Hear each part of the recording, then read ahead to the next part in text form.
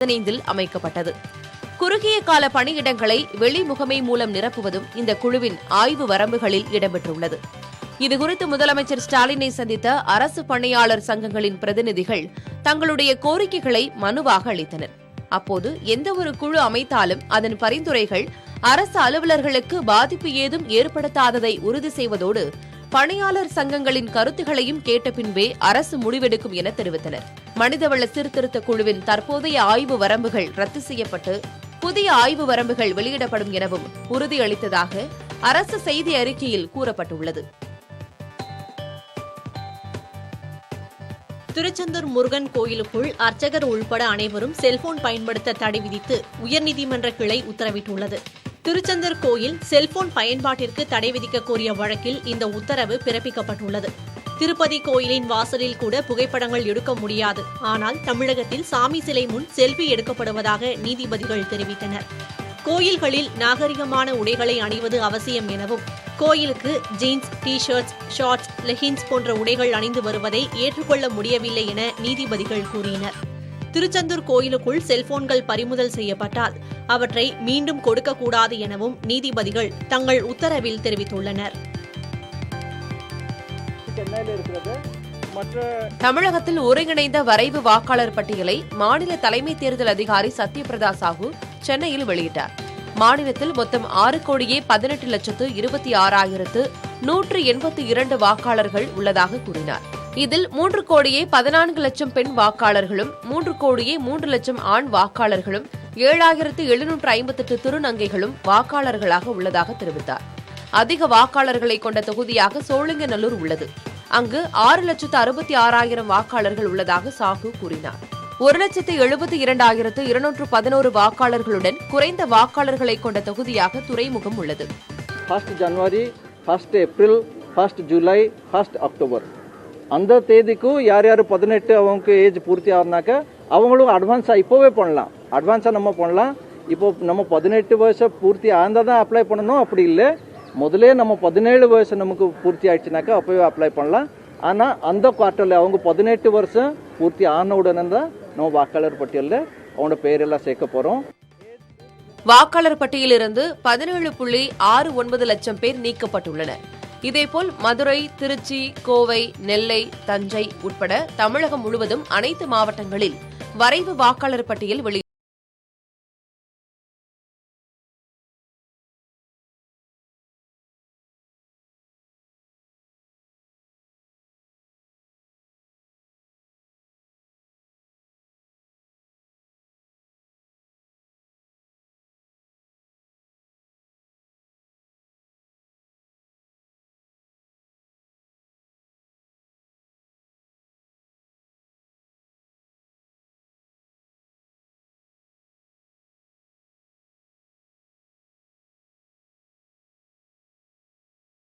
கிடையாது.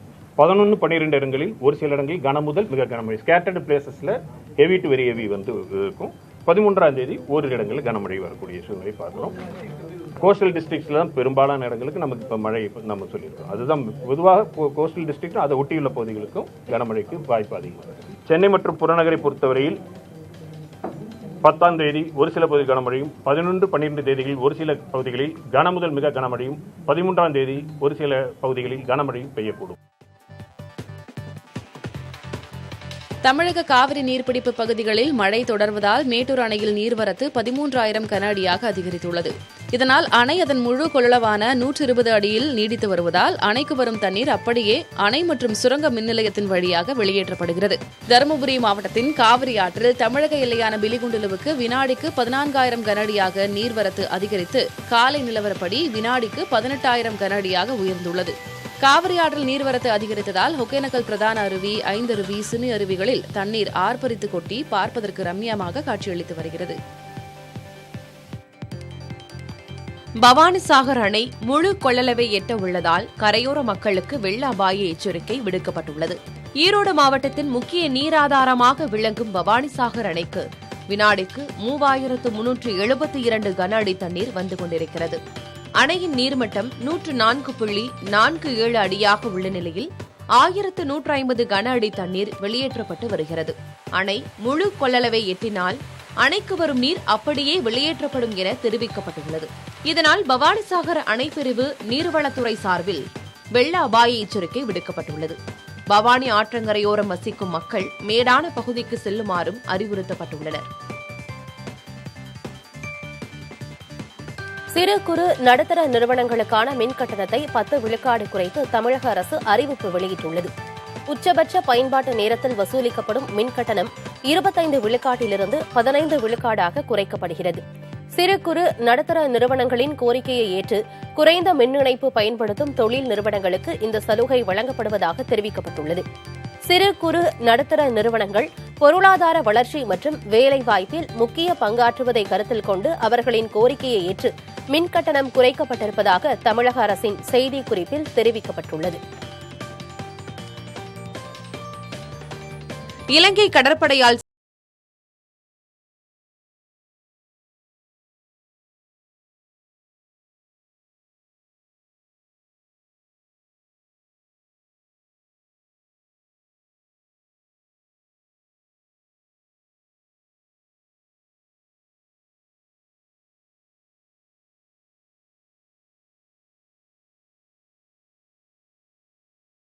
நீதிமன்றத்தில் விசாரணைக்கு வந்தது. வழக்கை விசாரித்த நீதிபதி கஜநீதி பாலன் மீனவர்களை நிபந்தனைகளோடு விடுதலை செய்து உத்தரவிட்டார். விடுதலை செய்யப்பட்ட 7 பேரும் யாழ்ப்பாணத்தில் உள்ள இந்திய துணை தூதரக அதிகாரிகளிடம் ஒப்படைக்கப்பட்டனர். திருவாரூர் மாவட்டத்தில் புதிதாக ONGC எண்ணெய் கிணறுகள் அமைக்க அனுமதி இல்லை என்று மாவட்ட ஆட்சியர் காயத்ரி உறுதிபட தெரிவித்துள்ளார். ONGC நிறுவனம் ஏற்கனவே உரிமம் பெற்ற இடங்களில் கிணறுகள் அமைத்து எண்ணெய் எடுத்து வருகிறது. இந்த நிலையில் தியானபுரம் பகுதியில் துரப்பண பணிகளை மேற்கொண்டு வரும் ONGCயின் செயல்பாடுகளை நிறுத்தக் கோரி ஜனநாயக இயக்கங்களின் கூட்டமைப்பினர் திருவாரூர் மாவட்ட ஆட்சியரிடம் மனு அளித்தனர். அப்போது அவர்களிடம் மாவட்ட ஆட்சியர் காயத்ரி, திருவாரூர் மாவட்டத்தில் புதிதாக ONGC எண்ணெய் கிணறுகளை திறக்க முடியாது, அதற்கு அனுமதி இல்லை என்று உறுதிபட தெரிவித்தார். ONGC நிறுவனம் மறைமுகமாக செயல்படுவதாக கொடுத்துள்ள மனு குறித்து விசாரணை மேற்கொண்டு சட்டப்படியாக நடவடிக்கை எடுக்கப்படும் என்றும் அவர் உறுதியளித்தார். முன்னாள் காவல் அதிகாரி ஜாஃபர் சேட்டின் மனைவி உள்ளிட்டோருக்கு சொந்தமான 14 கோடி ரூபாய் மதிப்பிலான சொத்துக்களை அமலாக்கத்துறை முடக்கியுள்ளது. ஓய்வு பெற்ற காவல்துறை அதிகாரி ஜாஃபர் சேட்டிற்கும் மறைந்த முன்னாள் முதல்வர் கருணாநிதியின் செயலராக இருந்த ராஜமாணிக்கத்தின் மகன் துர்கா சங்கருக்கும் முறைகேடாக நிலம் ஒதுக்கப்பட்டதாகவும் அங்கு வீடுகள் கட்டி மக்களுக்கு விற்பனை செய்து 14 கோடியே 23 லட்சம் ரூபாய் வருமானம் ஈட்டியுள்ளதாகவும் அமலாக்கத்துறை தெரிவித்துள்ளது. ஜாஃபர் சேட் தனக்கு ஒதுக்கிய நிலத்தை மனைவி பர்வின் பெயரில் எழுதியதால் அவரையும் இந்த வழக்கில் சேர்த்தனர். இது தொடர்பாக 7 பேர் மீது வழக்கு பதிவு செய்யப்பட்ட நிலையில் சட்டவிரோத பணப்பரிமாற்றம் நடைபெற்றிருப்பதாக அமலாக்கத்துறை விசாரணை மேற்கொண்டு வருகிறது. கோவை கார் வெடிப்பு வழக்கில் கைதாகி புழல் சிறையில் அடைக்கப்பட்டிருந்த 6 பேரையும் 22ஆம் தேதி வரை நீதிமன்ற காவலில் வைக்க பூவிருந்தவல்லி நீதிமன்றம் உத்தரவிட்ட நிலையில் அவர்கள் மீண்டும் கோவை மத்திய சிறைக்கு பலத்த பாதுகாப்புடன் அழைத்துச் செல்லப்பட்டனர். கோவை கார் வெடிப்பு சம்பவம் தொடர்பாக முகமது அசாருதீன், அப்சர் கான், முகமது தல்கா, முகமது ரியாஸ், பெரோஸ் இஸ்மாயில், முகமது நவாஸ் இஸ்மாயில் ஆகிய 6 பேர் கைது செய்யப்பட்டு கோவை மத்திய சிறையில் அடைக்கப்பட்டிருந்தனர். இந்த வழக்கின் விசாரணை தேசிய புலனாய்வு முகமையிடம் ஒப்படைக்கப்பட்டதை அடுத்து அவர்கள் 6 பேரையும் பூவிருந்தவல்லி என்ஐஏ நீதிமன்றத்தில் ஆஜர்படுத்துவதற்காக சென்னை அழைத்து வந்து புழல் சிறையில் அடைத்தனர். அவர்களை வரும் 22ஆம் தேதி வரை நீதிமன்ற காவலில் வைக்க என்ஐஏ நீதிமன்ற நீதிபதி இளந்திரையன் உத்தரவிட்டார். அதைத் தொடர்ந்து நேற்று புழல் சிறையில் அடைக்கப்பட்ட 6 பேரும் பலத்த பாதுகாப்புடன் இன்று மீண்டும் கோவை அழைத்துச் செல்லப்பட்டனர். இவர்கள் 6 பேரையும் காவலில் எடுத்து விசாரிக்க என்ஐஏ அதிகாரிகள் திட்டமிட்டுள்ளனர். திண்டுக்கல் மாவட்டத்தில் உள்ள காந்தி கிராமிய பல்கலைக்கழக பட்டமளிப்பு விழாவில் கலந்து கொள்ள பிரதமர் மோடி வருகை தரவுள்ள நிலையில் பலத்த பாதுகாப்பு ஏற்பாடுகள் செய்யப்பட்டுள்ளன. வரும் 11ஆம் தேதி பெங்களூரிலிருந்து மதுரை விமான நிலையத்திற்கு வரும் பிரதமர் மோடி அங்கிருந்து ஹெலிகாப்டர் மூலம் சின்னாளப்பட்டி அருகே அமைக்கப்பட்டுள்ள ஹெலிகாப்டர் தளத்தில் வந்து இறங்குகிறார். பின் அங்கிருந்து சாலை மார்க்கமாக விழா நடைபெறும் அரங்கிற்கு செல்கிறார். இந்நிலையில் அந்த ஹெலிபேட் தளத்தில் ஹெலிகாப்டரை இறக்கி சோதனை செய்யப்பட்டுள்ளது.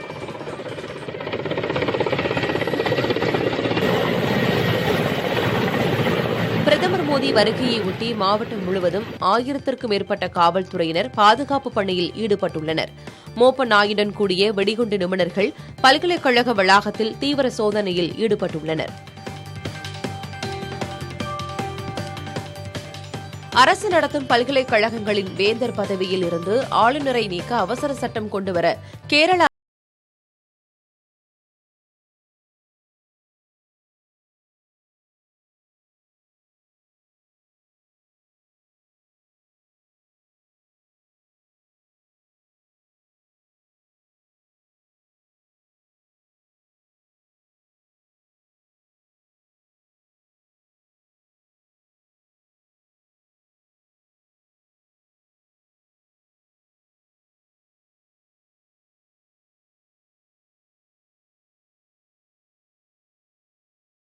பேஸ்புக் உள்ளிட்டவற்றின் தாய் நிறுவனமான மெட்டாவில் 11,000 ஊழியர்கள் பணி நீக்கம் செய்யப்பட்டுள்ளனர்.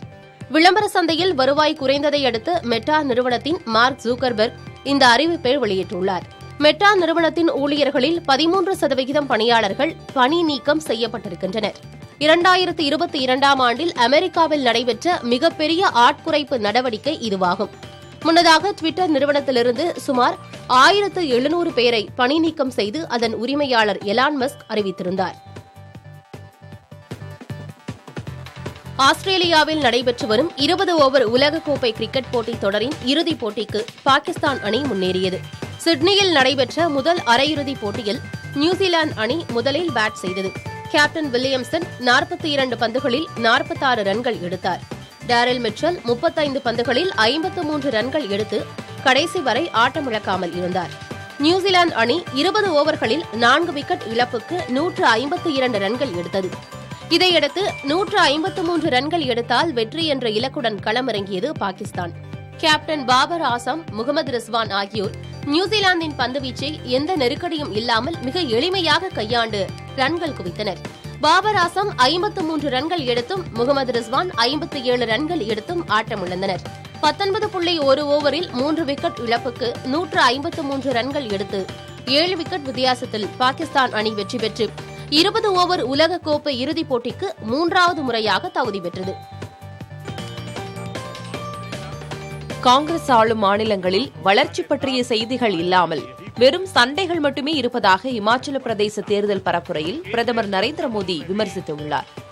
காங்க்ராவில் நடைபெற்ற பரப்புரையில் பேசிய அவர், ஹிமாச்சல் பாஜகவின் 11 நல்ல தீர்மானங்கள் இங்கு வளர்ச்சியை புதிய உச்சத்திற்கு கொண்டு செல்லும் என கூறினார். ஊழல் மற்றும் மோசடிகளுக்கு காங்கிரஸ் உத்தரவாதம் என குற்றம் சாட்டிய பிரதமர், காங்கிரஸ் கட்சியால் ஹிமாச்சல பிரதேசத்தில் ஒரு நிலையான ஆட்சியை கொடுக்க இயலாது என தெரிவித்தார். மேலும் நமது நாட்டில் பெண்கள், சகோதரிகள், மகள்கள் பல சதாப்தங்களாக காங்கிரஸ் அரசாங்கத்தால் மிகவும் புறக்கணிக்கப்பட்டதாக விமர்சனம் செய்தார். வேலைவாய்ப்பின்மை, வெறுப்பு அரசியல் தொடர்பாக மத்திய அரசு மீது காங்கிரஸ் எம்பி ராகுல் காந்தி மீண்டும் குற்றம் சாட்டியுள்ளார். மகாராஷ்டிராவின் நந்தேட் பகுதியில் இந்திய ஒற்றுமை பயணம் மேற்கொண்ட போது பேட்டியளித்த ராகுல், ஜிஎஸ்டி தவறான நடைமுறையில் அமல்படுத்தப்பட்டதால் சிறு தொழில்கள் பாதிக்கப்பட்டதாக கூறினார். பண மதிப்பிழப்பால் கருப்பு பணம் ஒழியவில்லை என்ற ராகுல் காந்தி, விவசாயிகள், சிறு தொழில் துறையினர்தான் பாதிக்கப்பட்டதாகவும் குற்றம் சாட்டினார். ஆளுநர் ரவி எடுத்துக்கொண்ட உறுதிமொழிக்கு முற்றிலும் மாறாக செயல்படுவதால் அவரை அந்த பொறுப்பிலிருந்து நீக்க வேண்டும் என திமுக கூட்டணி கட்சி தலைவர்கள், நாடாளுமன்ற உறுப்பினர்கள் கையொப்பமிட்ட கடிதம் குடியரசுத் தலைவருக்கு அனுப்பப்பட்டுள்ளது. குடியரசுத் தலைவர் திரௌபதி முர்முவுக்கு திமுக கூட்டணி தலைவர்கள், நாடாளுமன்ற உறுப்பினர்கள் கையொப்பமிட்டு அனுப்பிய கடிதத்தில் ஆளுநருக்கு அனுப்பி வைக்கப்பட்ட நீட் விலக்கு சட்ட வரைவு உள்ளிட்ட பல முக்கியமான சட்ட வரைவுகளுக்கு ஒப்புதல் அளிக்காமல் தேவையின்றி காலம் தாழ்த்துவதாகவும் கூறியுள்ளனர். சனாதன தர்மத்தை போற்றுவது, திருக்குறளுக்கு மதச்சாயம் பூசுவது, திராவிட மரபையும் தமிழ் பெருமையையும் விமர்சிப்பது, தமிழர்களின் உணர்வுகளையும் பெருமையையும் புண்படுத்தியுள்ளதாகவும் கடிதத்தில் குறிப்பிட்டுள்ளனர்.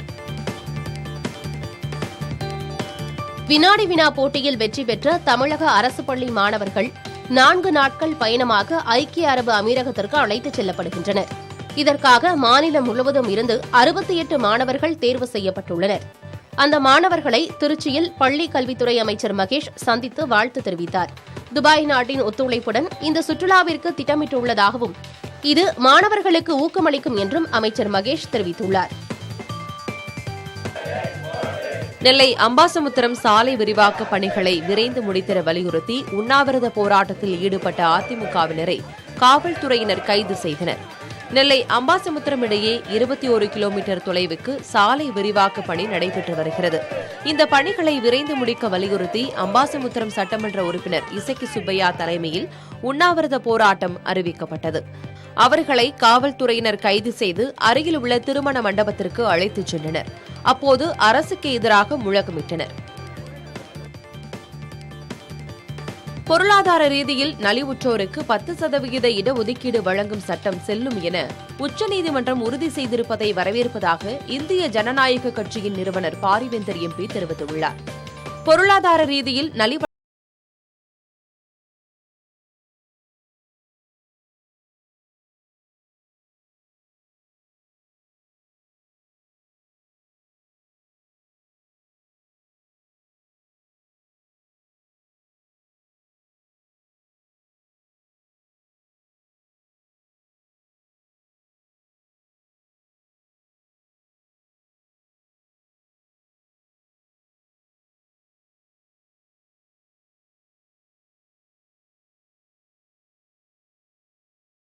நிறைய கட்டணங்களை எழுப்பியுள்ளதாக அமைச்சர் சேகர்பாபு தெரிவித்துள்ளார். இந்து சமய அறநிலையத்துறையின் கீழ் செயல்பட்டு வரும் சென்னை கீழ்ப்பாக்கத்தில் உள்ள ஏகாம்பரநாதர் மெட்ரிகுலேஷன் மேல்நிலைப் பள்ளியில் அமைச்சர் சேகர்பாபு ஆய்வு மேற்கொண்டார். பின்னர் செய்தியாளர்களிடம் பேசிய அவர், சிதம்பரம் கோவில் அமைந்துள்ளது அரசுக்கு சொந்தமான இடம் என்றும் தீட்சிதர்கள் நீதிமன்ற அவமதிப்பு தொடர்ந்தால் சந்திக்க தயாராக உள்ளோம் என்றும் கூறினார். தமிழகத்தில் பத்திரிகை அல்லது தொலைக்காட்சியில் பணிபுரியும் அனைவரையும் பத்திரிகையாளர் நல வாரியத்தில் உறுப்பினராக சேர்க்க தமிழக அரசு ஒப்புதல் வழங்க முடிவு செய்துள்ளது. தலைமைச் செயலகத்தில் செய்தித்துறை அமைச்சர் சாமிநாதன் தலைமையில் பத்திரிகையாளர் நல வாரிய கூட்டம் நடைபெற்றது. அதில் பத்திரிகையாளர் நல வாரிய உறுப்பினர்களுக்கான தகுதிகள் குறித்து முடிவுகள் எடுக்கப்பட்டன. ஒரு நிறுவனத்தில் 3 ஆண்டுகள் தொடர்ச்சியாக பணிபுரிந்திருந்தால் பத்திரிகையாளர் நல வாரியத்தில் உறுப்பினராக சேரலாம். முதற்கட்டமாக அரசு அடையாள அட்டை வைத்திருப்பவர்களுக்கு உறுப்பினர் சேர்க்கை நடைபெற்று வருவதாகவும், விரைவில் தொலைக்காட்சிகளில் செய்தி வாசிப்பாளர் உட்பட கிராபிக் டிசைனர், விஷுவல் எடிட்டர், செய்தியாளர், உதவி ஆசிரியர், அசைன்மென்ட் என 141 பொறுப்புகளில் உள்ளவர்கள் இதில் உறுப்பினராக சேர்ந்து கொள்ளலாம் என்று அமைச்சர் சாமிநாதன் கூறினார்.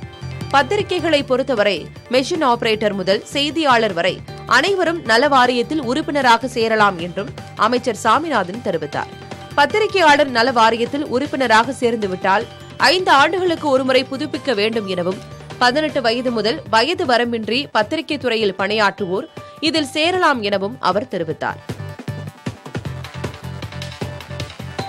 33 கோடி ரூபாய் மதிப்புள்ள வெங்கடாச்சலபதி சிலையை திருச்சி சிலை கடத்தல் தடுப்பு பிரிவு காவல்துறையினர் மீட்டுள்ளனர்.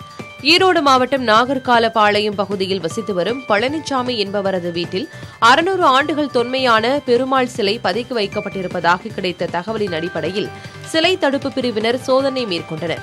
மாறுவேடத்தில் சென்ற காவல்துறையினர் விலை பேசும்போது பழனிசாமி சிலையை காண்பித்துள்ளார். உரிய ஆவணங்கள் இல்லை என்பது நிரூபிக்கப்பட்டால் அவர் கைது செய்யப்படுவார் என காவல்துறையினர் தெரிவித்தனர். தஞ்சை மாவட்டம் திருச்சிற்றம்பலம் கடைவீதியில் மாட்டு வண்டி உரிமையாளர்கள் சாலை மறியல் போராட்டத்தில் ஈடுபட்டனர். குவாரியில் மணல் அள்ளுவதற்கு அரசு அனுமதிக்க வேண்டும் என்று வலியுறுத்தினர். மாட்டு வண்டி மணல் குவாரிகள் 32 இடங்கள் அறிவித்தும் எந்த குவாரியும் ஒதுக்கீடு செய்யவில்லை என அவர்கள் குற்றம் சாட்டினர். துறவிக்காடு முதல் செருவா விடுதி வரை மாட்டு வண்டிகளை நிறுத்தி போராட்டம் நடத்தப்பட்டது. சுமார் 3 மணி நேரம் நடைபெற்ற போராட்டத்தை தொடர்ந்து பட்டுக்கோட்டை கோட்டாட்சியர் 15 நாட்கள் அவகாசம் கேட்ட நிலையில் தற்காலிகமாக சாலை மறியல் போராட்டம் கைவிடப்பட்டது. சென்னை உட்பட 9 நகரங்களில் போலியாக வங்கியை துவக்கி மோசடி செய்த நபரை காவல்துறையினர் கைது செய்துள்ளனர். ரிசர்வ் வங்கியின் உதவி பொது மேலாளரின் புகாரின் பேரில் மத்திய குற்றப்பிரிவு காவல்துறையினர் இதுபற்றி விசாரணை நடத்தினர். இதில் சென்னை உட்பட 9 நகரங்களில் கிளைகளை துவக்கி 2 லட்சம் முதல் 7 லட்சம் ரூபாய் வரை பணம் பெற்றுக்கொண்டு ஊழியர்களை நியமித்தது கண்டுபிடிக்கப்பட்டது. பொதுமக்களிடமிருந்து வைப்புத் தொகை, சேமிப்புத் தொகை ஆகியவற்றை பெற்றும் அதிக வட்டி தருவதாக கூறியும் நிரந்தர வைப்புத் தொகைகளை பெற்றும் மோசடி செய்தது தெரியவந்தது. அதன் பேரில் போலியான வங்கியை துவக்கிய சந்திரபோஸ் என்பவர் கடந்த 5ஆம் தேதி கைது செய்யப்பட்டதாக சென்னை காவல் ஆணையர் சங்கர் ஜிவால் தெரிவித்தார். வடகிழக்கு பருவமழையால் புதுச்சேரியில் உள்ள ஊசுடு ஏரி தண்ணீர் நிரம்பி கடல் போல் காட்சியளிக்கிறது. தமிழகம் மற்றும் புதுச்சேரியில் பெய்து வரும் தொடர் மழையால் பொதுப்பணித்துறை கட்டுப்பாட்டின்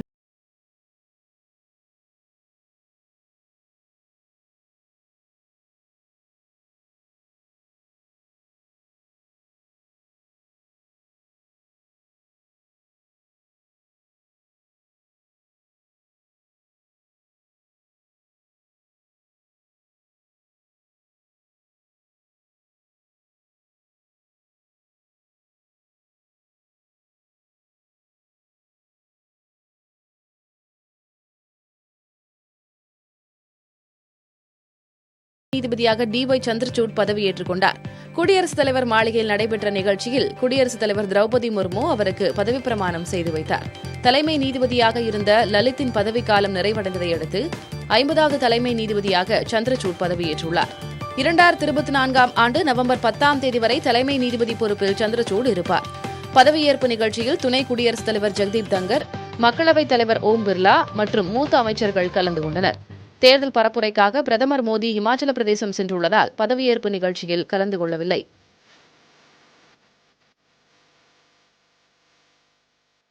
பருவநிலை மாற்றத்தின் விளைவுகளை மாங்குரோவ் காடுகள் மூலம் சமாளிக்க முடியும் என இந்தியா தெரிவித்துள்ளது.